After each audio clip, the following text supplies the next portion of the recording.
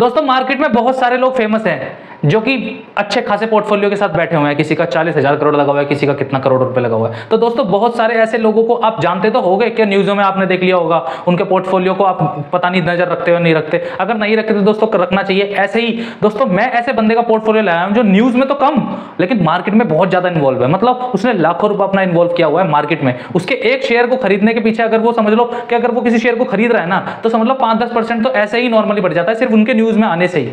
मतलब वो पर्सन समझ रहे हो इतना इंपॉर्टेंट है इस मार्केट के लिए कि अगर उसने किसी शेयर के पीछे पड़ा और ये लोगों को न्यूज में आया कि इसने इतना परसेंट इन्वॉल्व कर लिया है, उसने 5% हिस्सेदारी इस शेयर में खरीदी है, तो आप समझ लो वो शेयर में अगले दिन 5-10% की तेजी अपने आप ही आ जाएगी। और उन्होंने अपने पोर्टफोलियो को बहुत वेल मेंटेन किया हुआ है। आप समझ रहे हो लाखों रुपए लगाए हुए हैं सिर्फ 14 से मतलब 15 से 20 शेयर में, और मार्केट में कितने लिस्टेड है?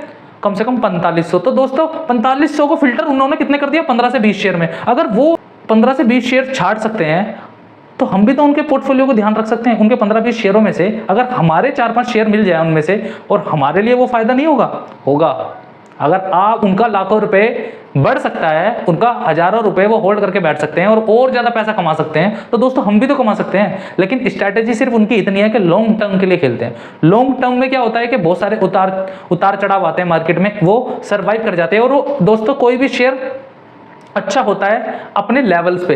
अगर आपने अच्छे लेवल पे बाय कर लिया ना और अगर वो ऊपर जा रहा है तो आपका मन करेगा कि इसको बेच दें।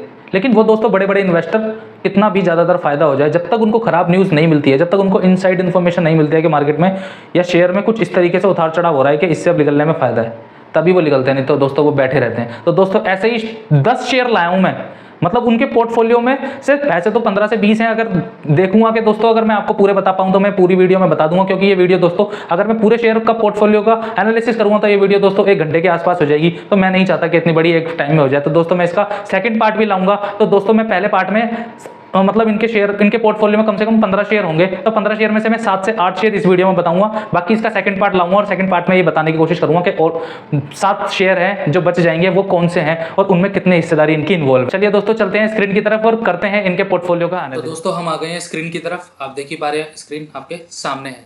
तो दोस्तों राधाकृष्ण दमानी जी के पोर्टफोलियो को एनालिसिस करते समय हमें ये चीज ध्यान रखनी पड़ेगी कि वो उन्होंने किस स्टैंड पॉइंट से ये शेयर को खरीदा था और जिससे वो आज भी उसी में प्रॉफिट में बने हुए हैं।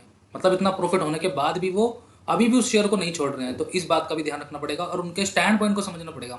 सिंपल सी बात यह है कि हम अगर उसके स्टैंड पॉइंट को समझ लेते हैं ना, तो दोस्तों शेयर का नाम तो मैं आप कहीं से भी ढूंढ लोगे, लेकिन अगर आपका विजन समझ आ गया ना शेयर को खरीदने का, तो आप मान लीजिए आपका प्रॉफिट होना ऑलमोस्ट निश्चित है। अब पहले शेयर का नाम की बात करेंगे।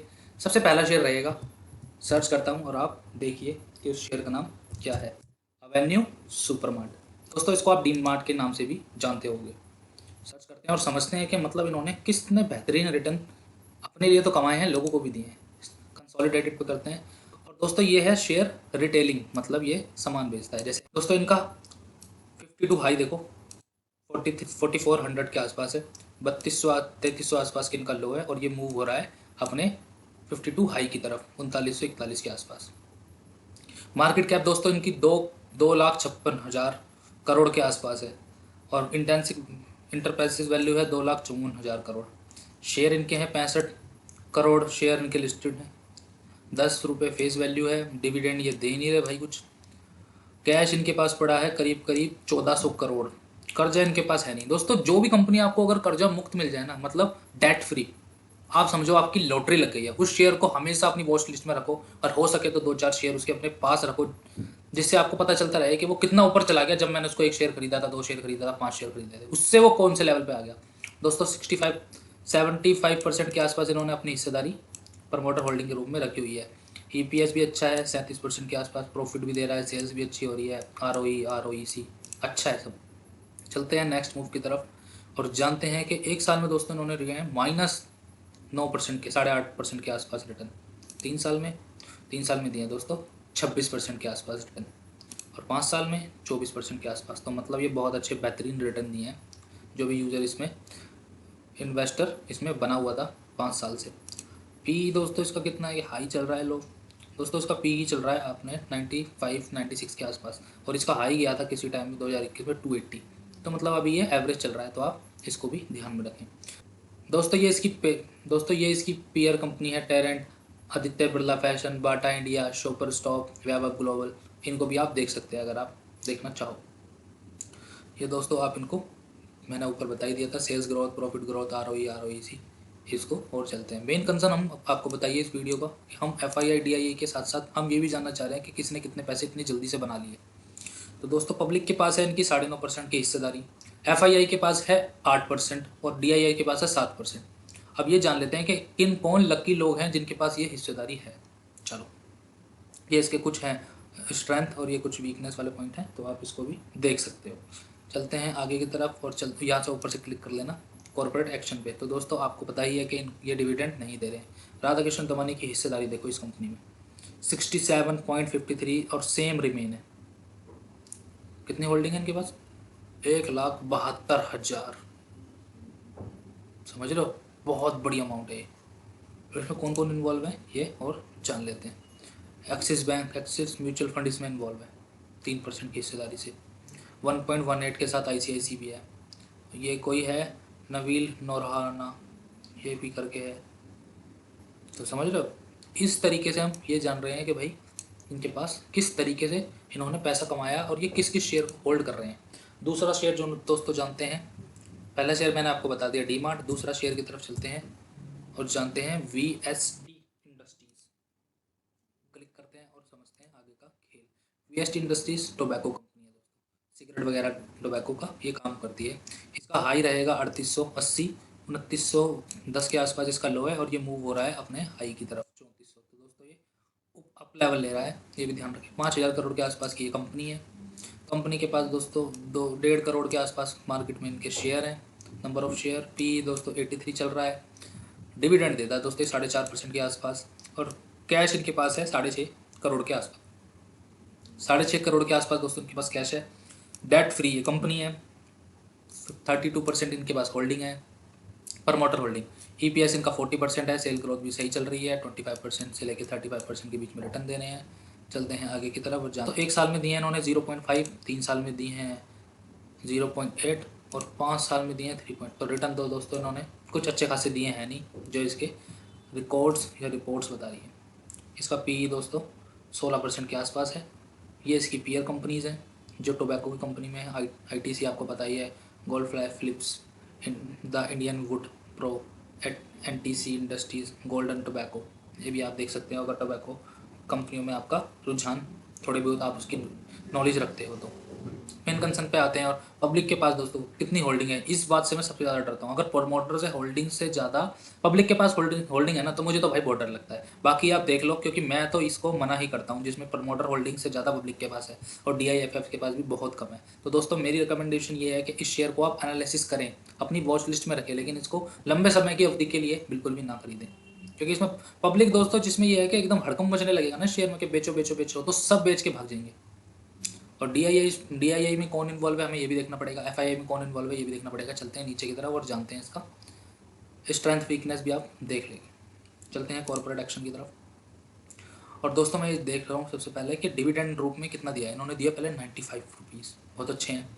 फिर दिए हैं 103 रुपये, फिर दिए हैं 114, 114 रुपये, फिर दिए हैं 140 रुपये और अभी अगस्त में दिए हैं 150 रुपये एक शेयर पे। तो दोस्तों डिविडेंड वो कंपनी देती है जो प्रॉफिट में होती है, जिसके पास भी तो प्रॉफिट है। अब देखो दोस्तों, पहले राधा कृष्ण दमानी के पास थे 32%, फिर 30, फिर 30, फिर 30, मतलब इन्होंने 2% के आसपास या 1.5% के आसपास उन्होंने अपनी हिस्सेदारी बेच दी है इसमें से। अब रीज़न क्या है ये तो पता नहीं हमें। अब चलते हैं और जानते हैं कि भाई कौन कौन इसमें। एक्सिस म्यूचुअल फंड इसमें इन्वॉल्व है। Bright star investment private limited करके भाई इनके पास 26% है। Drive trading and resort private limited के पास भी है। DSP स्मॉल कैप दोस्तों ये भी अच्छी है। HDFC है अपना डोमेस्टिक वाला। SBI भी इन्वॉल्व है। तो दोस्तों वैसे तो, लेकिन मैं तो दोस्तों मैं आपको साफ बताऊँ, मैं तो डरता हूँ जिसमें प्रमोटर होल्डिंग से ज़्यादा पब्लिक की होल्डिंग होती है। FII DI इसमें दिख रहे हैं कि हाँ भाई बैठे हैं, लेकिन मुझे तो भाई डर लगता है। बाकी आप कॉल तो हमेशा आपकी रहेगी, तो आप ध्यान रखना इस बात का कि किस तरीके से आप इसको आगे टैकल कर सकते हो। चलते हैं तीसरे शेयर की तरफ और जानते हैं कि तीसरा शेयर कौन सा है। तो दोस्तों आपकी स्क्रीन पर आ रहा है इंडिया सीमेंट। इंडिया सीमेंट की बात करेंगे और समझेंगे कि इंडिया सीमेंट में इनका क्या है, किस तरीके से रिलेटिव पे क्लिक करके दोस्तों ये सीमेंट कंपनी है, कंस्ट्रक्शन मटेरियल बनाती है। इसका 52 लो रहा है 167 और हाई रहा है 267 और ये जा रहा है अपने हाई की तरफ 228 के आसपास चल रहा है। मार्केट कैप दोस्तों इनकी 7,000 करोड़ के आसपास है। कर्जा दोस्तों इनके पास कुछ होगा पक्का, 97 पॉइंट की एंटरप्राइज वैल्यू है, 31 करोड़ के आसपास इनके शेयर हैं। पी दोस्तों ये 0 दिखा रहा है, इसको भी ध्यान रखें। डिविडेंड ये दे नहीं रहा है। कैश इनके पास 65 करोड़ के आसपास है। देखो 3,000 करोड़ के आसपास इनका कर्ज है। 28% इनके पास होल्डिंग है, प्रमोटर होल्डिंग, और सेल्स ग्रोथ इनकी 15% है। ROE और ROEC कुछ खास नहीं है, प्रॉफिट ग्रोथ इनकी आई नहीं है। इन सब चीज़ों को ध्यान रखें, इससे हमें पता चल जाता है। और ये इसके ब्रांड्स हैं जिनको ये ऑपरेट करते हैं, सैनकर, सुपर पावर, ये करके रेसी गोल्ड, ये भी आप देख लें। पहले साल में दोस्तों इन्होंने माइनस रिटर्न दिए हैं। 3 साल में अगर हम होते हैं तो इसमें 24% के आसपास दिए हैं, और 5 साल में अगर हम उसमें होते तो 18% के आसपास। मतलब कि शॉर्ट टर्म में इन्होंने इन्वेस्टर को, अगर 1 साल में इन्वेस्टर आया और इसमें पैसा लगाया तो उसको फ़ायदा नहीं हुआ, अगर वो बेच के निकल गया तो उसका लॉस इन्होंने कर दिया है। चलते हैं 5 साल के पी पे कहाँ चल रहा है ये। तो दोस्तों पी इसका कुछ ज़्यादा खास है नहीं, क्योंकि डेड हुआ पड़ा है पी, ज़्यादातर लोग इसमें इन्वेस्ट नहीं कर रहे होंगे। पी तो दोस्तों हाई थोड़ा बहुत रहना चाहिए, जिससे पता चलता रहे कि मार्केट में इसकी कितनी पकड़ है। ये इंडियन ग्रुप सीमेंट का है, इसमें आप देख सकते हो सेल्स ग्रोथ मैंने आपको ऊपर ही बता दी थी, कुछ खास इनकी रही नहीं है।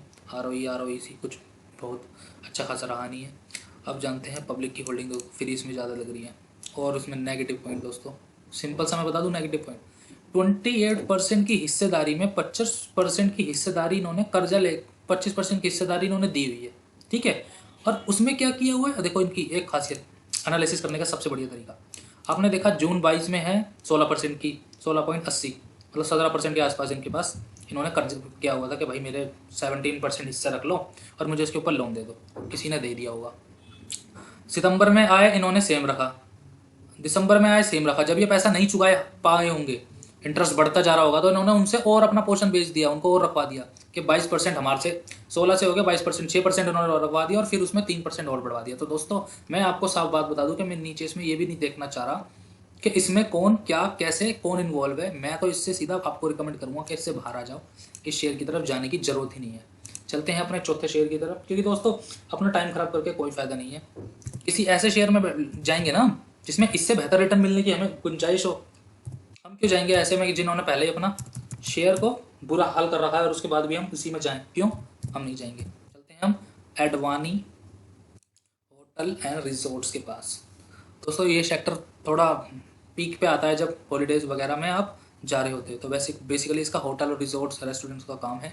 इसका हाई रहा है दोस्तों 106, लो रहा है 66 समथिंग, और ये दोस्तों अपने हाई के बिल्कुल बहुत पास पहुंच गया है।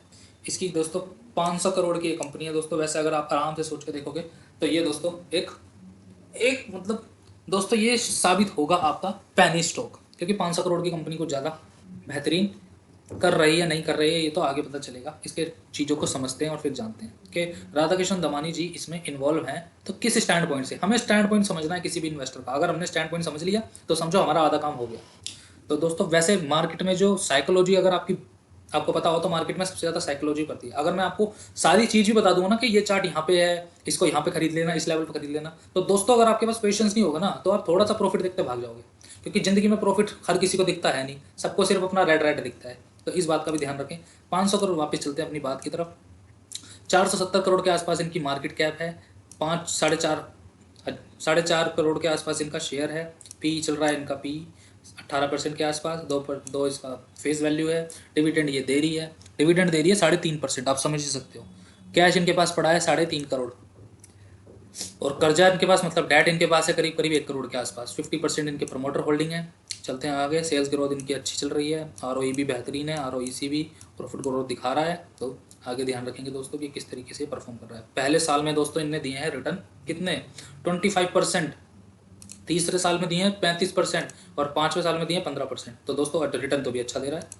5 साल में पी के अपने नीचे लेवल पे बैठा हुआ है, अभी 16% के आसपास ठंडा हुआ है अभी शेयर।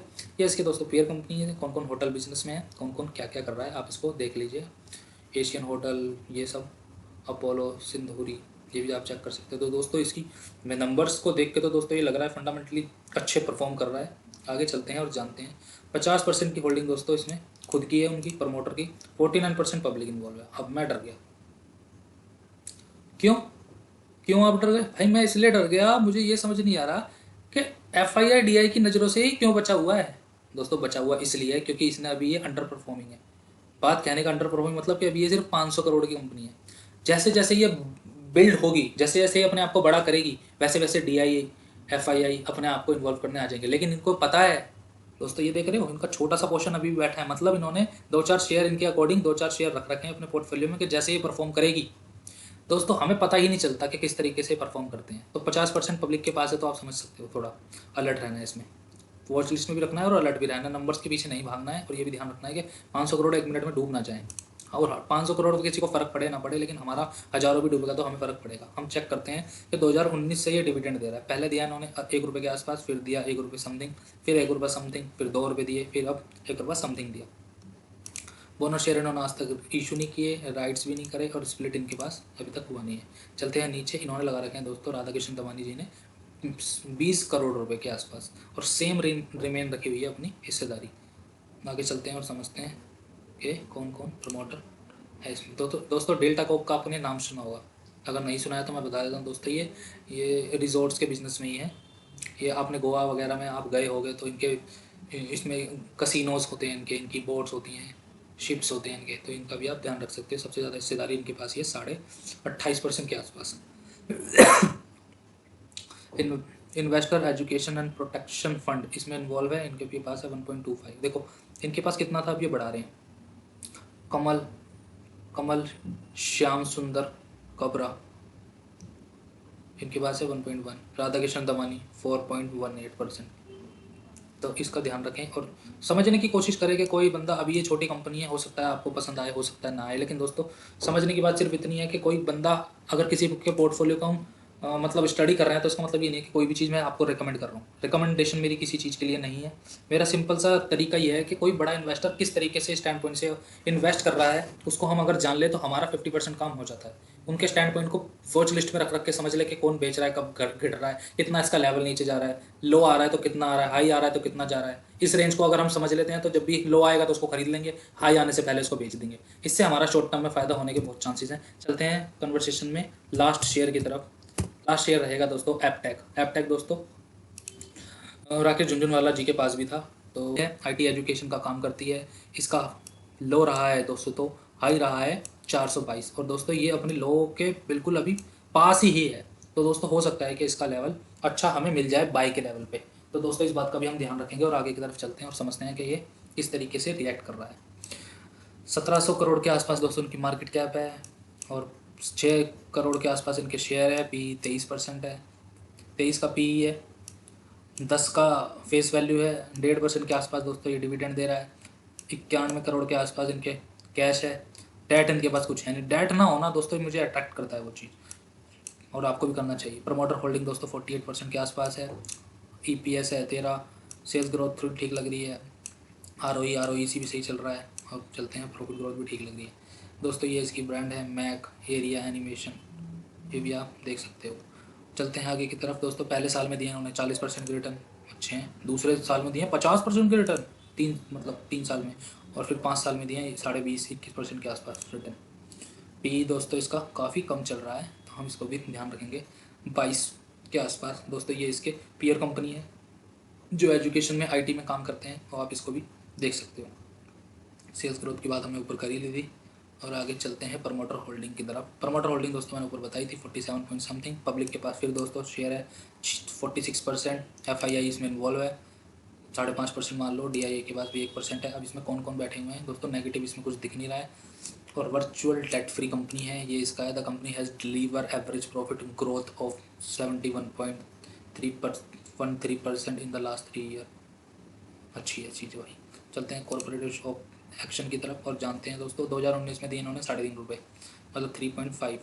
20 में दिए 4.5, 21 में दिए 2.5 रुपये आसपास, 22 में दिए 5 रुपये, और जून में दिए इन्होंने 6 रुपये। तो दोस्तों रेगुलर जो भी कंपनी रेगुलर, एक तो डेट फ्री है, ऊपर से रेगुलर डिविडेंड दे रही है, मतलब प्रॉफिट में से तो दे रही होगी ना, कर्जा इनके पास है नहीं, तो दोस्तों कंपनी प्रॉफिट में चल रही है। इस बात से नंबर्स पढ़ने की भी जरूरत नहीं पड़ेगी आपको, ये अगर बेसिक नॉलेज और नंबर्स में दोस्तों आप कंफ्यूज भी हो जाओगे, क्योंकि बहुत सारी टर्मिनोलॉजी इसमें यूज़ की हुई है, ये है वो है, प्रॉफिट ग्रोथ इतना, नेट EBITDA, ये वो। अगर आप कहोगे कि वीडियो बनानी है तो मैं बना दूंगा, लेकिन दोस्तों मैं ज़्यादातर इसमें इन्वॉल्व नहीं होता हूँ। अब देखो दोस्तों, राधा कृष्ण दमानी जी के साथ साथ राकेश राकेश झुनझुनवाला जी की हिस्सेदारी इनसे कितनी गुना है। इन्होंने 50 करोड़ लगा रखे, उन्होंने 7.5 मतलब 732 करोड़ के आसपास लगा रखे, और दोनों ने अपनी हिस्सेदारी सेम रखी हुई है। अगर इस कंपनी में कोई भी चीज़ खराब आएगी ना, तो ये अपनी प्रमोटर होल्डिंग कम करते जाएंगे, अपना हिस्सा खुद ही बेचते जाएंगे। अगर आप सिर्फ इन्हीं को भी एनालिसिस करके रखोगे ना कि कितना हिस्सा इन्होंने बेचा है, कितना करा है, क्वार्टरली हर क्वार्टरली के रिजल्ट भी ना देखो, इनका पोर्शन देख लो ना, तो इनको सब पता होता है कि किस तरीके से कंपनी चल रही है, सब होता है इनके पास। इनको ट्रस्ट करो, क्योंकि इनको ट्रस्ट करना हमारे लिए बहुत ज़्यादा फायदेमंद साबित हो सकता है। अब दोस्तों ये कोई है अली धरा tax tool engineer private limited, इनके है 1.1% की हिस्सेदारी। बार्कले हेल्थ ट्रस्ट करके है 1.27। GP engineering marketing strategies LP है, इनके पास भी है। ये दोस्तों देखते रहो, इनकी हिस्सेदारी देखो। यूनिवर्सिटी ऑफ नोट्रे डेमे ड्यू 3.32 थी, 3.32, फिर यहाँ कम हो गई, फिर यहाँ कम हो गई, फिर यहाँ कम हो गई। तो मतलब इनको ऐसा क्या पता है, या इनकी मजबूरी है क्या, अपने को नहीं पता। तो ये बेच क्यों रहे हैं, क्वेश्चन मार्क बनाओ दिमाग में। क्या और भी बेच रहे हैं क्या, चेक करो, ऊपर से चेक करते हैं। इनके पास सेम है, इनके पास भी सेम है। इनके पास 1.30 थी, इन्होंने कर ली 1.26। इनके पास थी, इन्होंने इनका शेयर का बढ़ा लिया। सेम है, ये भी सेम है, इन्होंने अपनी घटा ली हिस्सेदारी। इस तरीके से आप जज कर सकते हो कि किस तरीके से क्या हो रहा है।